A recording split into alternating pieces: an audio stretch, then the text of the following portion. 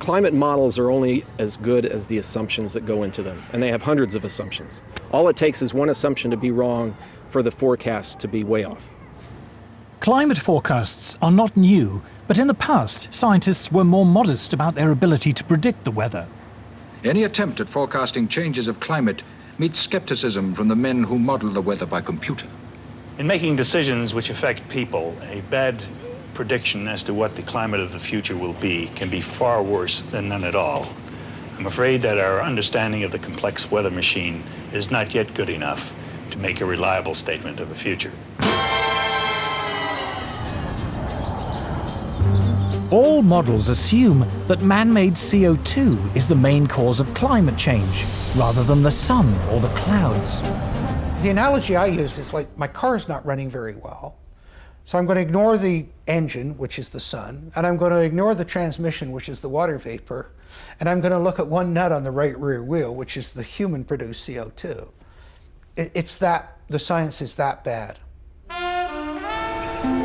If you haven't understood the climate system, if you haven't understood all the components, the cosmic rays, the solar, the CO2, the water vapor, the clouds, and put it all together, if you haven't got all that, then your model isn't worth anything.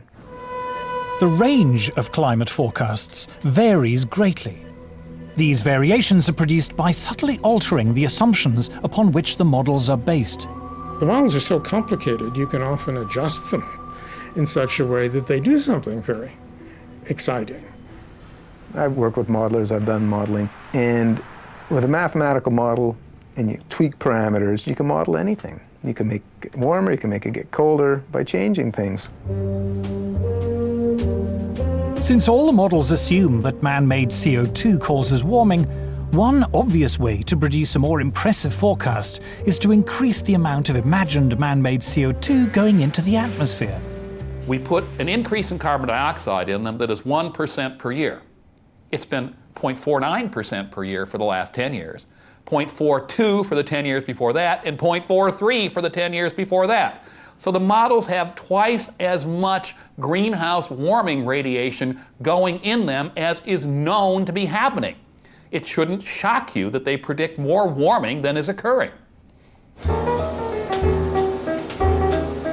Models predict what the temperature might be in 50 or 100 years' time. It is one of their peculiar features that long-range climate forecasts are only proved wrong long after people have forgotten about them. As a result, there is a danger, according to Professor Carl Wunsch, that modelers will be less concerned in producing a forecast that is accurate than one that is interesting. Even within the scientific community, you see, it's a problem. If I run a complicated model and I do something to it, like melt a lot of ice into the ocean, and nothing happens, it's not likely to get printed. But if I run the same model and I adjust it in such a way that something dramatic happens to the ocean circulation, like the heat transport turns off, it will be published. People will say this is very exciting. It will even get picked up by the media. So there is a bias, there's a very powerful bias within the media and within the science community itself toward results which are dramatizable. The Earth freezes over. That's a much more interesting story than saying, well, you know, it fluctuates around. Sometimes the mass flux goes up by 10%, sometimes it goes down by 20%, but eventually it comes back. Well, you know, which would you do a story on? I mean, that's what it's about. To the untrained eye, computer models look impressive, and they give often wild speculation about the climate the appearance of rigorous science.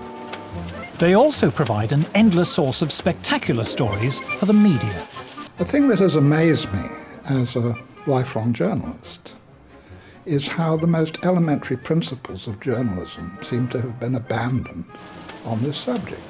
In fact, the theory of man-made global warming has spawned an entirely new branch of journalism. You've got a whole new generation of reporters, environmental journalists. Now, if you're an environmental journalist, and if the global warming story goes in the trash can, so does your job. It really is that crude. And the reporting has to get more and more hysterical because there are still, fortunately, a few hardened news editors around who will say, you know, this is what you were saying 5 years ago. But now it's much, much worse. You know, there's going to be 10 feet of sea level rise by next Tuesday or something. They have to keep on getting shriller and shriller and shriller. It is now common in the media to lay the blame for every storm or hurricane on global warming. But is there any scientific basis for this? This is purely propaganda. Every textbook in meteorology is telling you the main source of weather disturbances is the temperature difference between the tropics and the pole. And we're told in a warmer world, this difference will get less. Now that would tell you you'll have less storminess, you'll have less variability. But for some reason that isn't considered catastrophic. So you're told the opposite. News reports frequently argue that even a mild increase in global temperature could lead to a catastrophic melting of the polar ice caps. But what does Earth's climate history tell us? We happen to have temperature records of Greenland that go back thousands of years. Greenland has been much warmer. Just 1,000 years ago, Greenland was warmer than it is today, yet it didn't have a dramatic melting event. Even if we talk about something like permafrost, a great deal of the permafrost, that icy layer under the forests of Russia, for example, 7,000 or 8,000 years ago melted far more than we're having any evidence about it melting now. So in other words, this is a historical pattern again, but the world didn't come to a crunching halt because of it. Professor Siunishi Akasofu is head of the International Arctic Research Center in Alaska. The IARC is the world's leading Arctic research institute. Professor Akasofu insists that over time, the ice caps are always naturally expanding and contracting.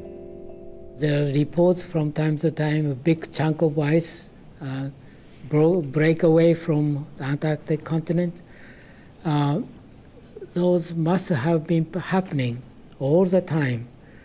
But because now we have a satellite that can detect those, that's why they become the news.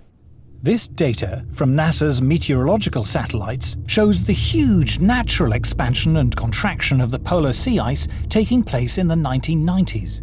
Practically all the TV programs that relate to global warming show big chunk of ice falling from the edge of the glaciers, but people forget that ice is always moving. News reports frequently show images of ice breaking from the edge of the Arctic. What they don't say is that this is as ordinary an event in the Arctic as falling leaves on an English autumn day. They ask me, did you see ice falling from the edge of the glaciers? Yes. That's the spring breakup. That's happened every year. Press come to us all the time, you know, I want to see something that the greenhouse disaster. I say there's none.